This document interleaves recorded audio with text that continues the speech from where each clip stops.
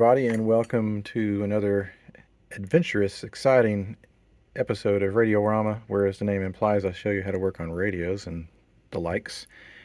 And today we have an unusual set. It's a Jotha brand radio, Jotha Lilliput 1110. And it's a fascinating set because it's a kind of a post-war German market set that uses a single tube. It uses a ECL 113. That's it. That's all that's in this set. It's absolutely the cheapest construction. I don't know much about these. There's not a whole lot online. I'm also not sure how this tuning condenser is supposed to work. It looks like the condenser is like little pieces of foil. The same goes with the volume controller, like little pieces of foil. This belongs to one of our members who unfortunately passed away 3 years ago, and his wife brought by some of his things. It was in pieces like this, so I get a feeling he had started to work on it, and then towards the end there he got really ill. We went and saw him a few months later in the hospital, and more or less said our goodbyes. And I still think about the guy a lot. He would go over to Europe on vacations. He was originally from Holland, and he would buy stuff and bring it back with him on the plane. I'm not setting it upright because I don't want to damage anything underneath. I don't know if it works or not. I need to do some basic things here, like, for example, see what that wire wound resistor is doing. Due to the rarity of this tube, which is probably very expensive, I'm going to replace the electrolytic capacitors before I do anything. It is a transformerless set, and I am going to bet that it's a hot chassis set, that one end of the line goes to ground.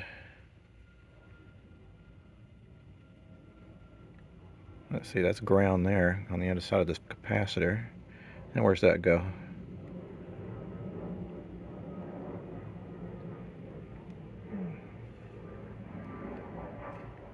It's hard to tell. What is this material up here made out of?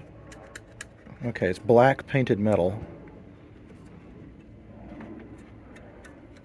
And chassis is definitely ground. So it's a true hot chassis, meaning if you were to touch this somehow, if you were to touch both chassis and ground when this is on, you would get jolted pretty badly.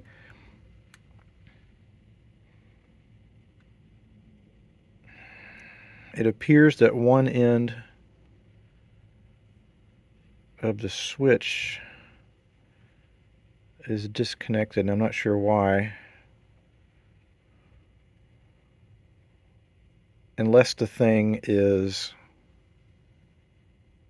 switch doesn't work and it's permanently wired on.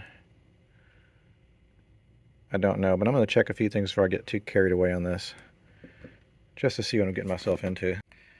That resistor is good, but I do think the switch might be faulty, which is not good because the switch is riveted to this very, very fragile volume control. And you can see where someone has taken the other side of the switch off and twisted it around that lead. So that tells me that the switch is defective. May not matter. This is not going to be sold. It's going to be a museum piece, and so we just want to get it working. And that probably means just replacing the electrolytic and maybe this cap here, and then be done with it. But let's see what values this capacitor is, and we'll replace that guy before we even think about applying power. Alright, so I was able to look at the values on this capacitor. There's two values. There's two 8 microfarad capacitors, and they're tied together, so I'll just put a 20 microfarad capacitor in there and call it a day. And there's one underneath it too. Let's replace both of those. This capacitor's got a crack in it, 10,000 picofarads. I'm terrible at my conversions. I think that's 0.01 or zero point 0.1 microfarads. I'll have to look at my chart. I can never remember. But bare minimum, place these three in that guide, then we'll bring it up and see if anything's going to happen. Okay, I installed those two new electrolytics, and I kind of neatened it up a little bit because whoever did it before did kind of a sloppy job. I mean, the whole thing is just a rat's nest, but I made it less rat's nest-y. So now it's time to, first of all, I'm going to solder that on. And then we'll bring it up slowly on the Variac and see what happens. Okay, now I have it hooked up to my Variac with the amp indicators. Let's give it about 50% voltage. It might be drawing something, I can't tell. Let me go look, see if we have any. Okay, the little light bulb is on. Oh shit, there's no speaker connected. Hold on a minute. Okay, we got the little dinky speaker as well as an antenna hooked up.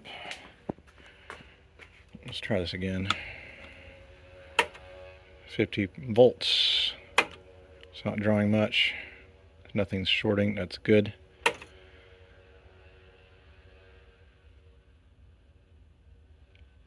And I'm hoping, okay, the tube has filament.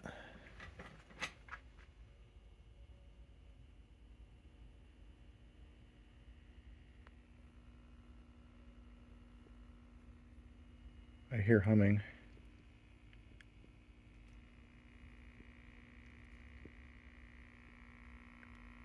That's not a good sound. I'm afraid to touch this thing. I think I'm going to do is I'm going to put it on a piece of cloth. Interesting. But it has something is happening, but just not much. It's just humming. All right, well, I'm looking here, and I believe I made a goof. That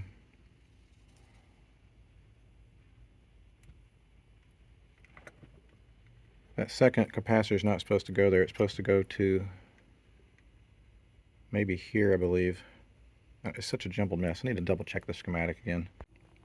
I checked the schematic again really carefully, and there's not much of a schematic, and it agrees with what I did, so I attached a much larger antenna. So I'm going to guess that, wait a minute, is that too high? Bring it down a little bit, there we go.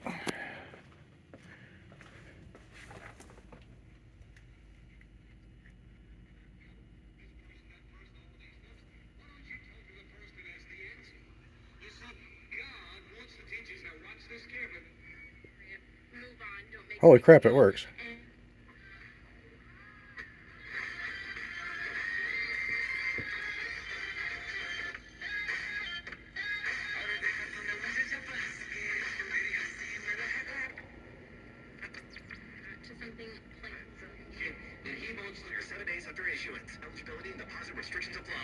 More than 80 million Americans depend on AM radio for their news, weather, sports, and a community connection. It's not the most amazing sounding thing, but then again, it probably was never an amazing sounding set. There's a lot of AC hum coming through it.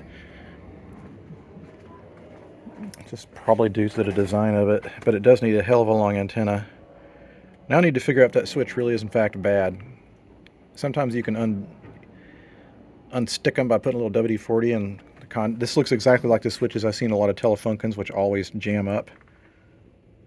Maybe it got wet. Maybe you can work it loose. All right, so I'm going to do the same thing I do with all the other switches that I run into that are this style. And put a little WD-40, and then we're going to work back and forth.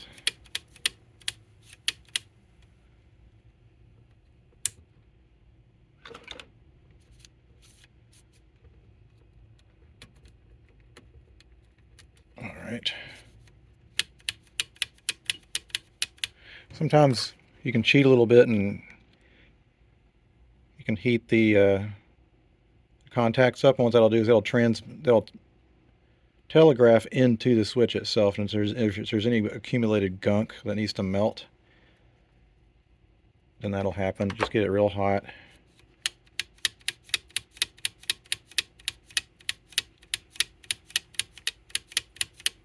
It already feels a little bit different. Set a little more dirty 40. Let that soak in.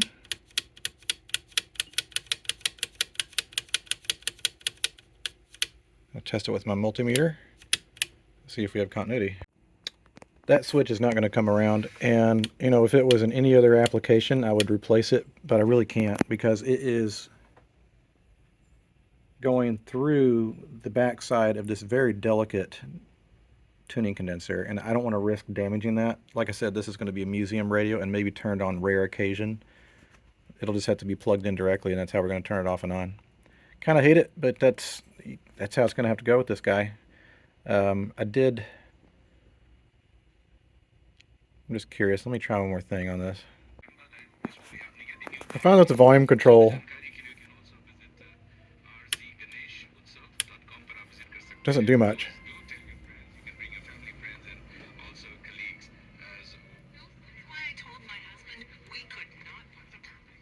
Whatever. What I'm going to do is work on the tiny little cabinet. I think what I'm going to do, instead of trying to sand this down, and I was looking, I do have kind of a creamish colored yellowish paint that would probably look fine. I'm going to put stripper on this, and then I'm going to put it in a plastic bag and seal it up, because that'll prevent the stripper from drying, and I can leave it in there for hours, and all that stuff will come right off. Welcome to day 2 working on the Lilliput radio, and I'll let the radio sit and marinate in stripper for a solid day. Now, whether or not that is going to cause the finish to come off, I don't know. Oh yeah, it looks like it will. So let me see if I can clean that stuff off of there. I hate stripping things, it's disgusting. Well, all it did is loosen it, but it turned it into a goo. So I think what I'm going to do is apply more of this stuff wet, let it sit for an hour, and then see if the rest will come off. All right, so now it's slathered with more stripping compound. And the thing that's key about, if you're going to do it out there in the open like this, you can't let the stuff dry. So probably every 10-15 minutes, God, I hate this stuff. I'm going to spray it with a little bit of watered down window cleaner, because that's the only spray bottle I have right now. But you want to keep it wet so it continues to work. If it dries out, it'll stop working. The paint's being super stubborn. This is the 3rd application I've made. There's not much left on it, but this is why I hate stripping stuff. It's always disgusting, and like it just makes a huge mess, ruins clothes. Anyway, I keep on reminding myself this was Robert's last radio, so let's take extra care to do a nice one on this one for Robert. Olive? Olive?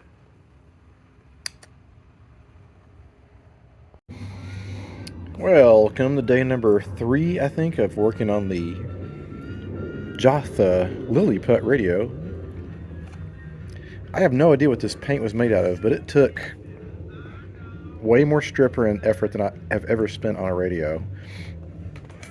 So it stripped all the way down to the bare bones Bakelite, and so I'm going to make sure and let it all dry out for a long time, and then I'm going to get either some cream, or I've got some creamish yellow colored paint which I think would look really pretty. But this is kind of a rare radio, so I'm hemming and hawing about what to do about it. But anyway, I'm glad the stripping's done, because I did what I usually do, which is like forget to like rinse out my paintbrushes, and they got ruined. So this radio cost me already. Alright, so that paint job turned out pretty darn nice, and I think it's going to go great with these kind of like brown knobs. A few more things I need to do. I did add a 120 volt vintage plug, and I need to install the speaker. I'm going to install an antenna. I need to install the little indicator for the station here. I think that goes in front. I guess it must be awful strange. Or does it go behind here? I don't know. I'll have to take a look at some pictures online to see what it looks like. Simmons on ESPN Radio, the ESPN app, as we are presented by Progressive Insurance.